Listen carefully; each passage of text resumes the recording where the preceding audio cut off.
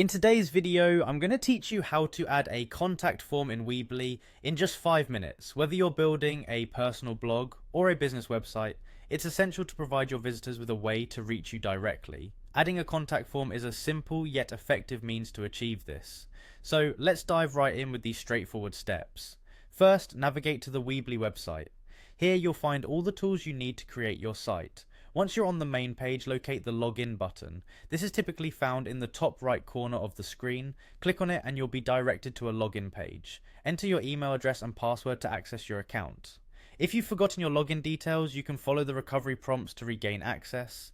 After successfully logging in, you'll see your dashboard. Look for the website option.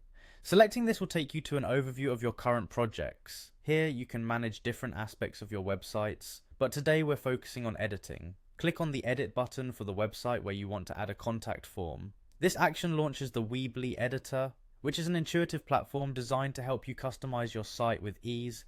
Once you're in the editor, navigate to the Build tab. It's typically located along the top of the interface. Clicking this tab reveals a variety of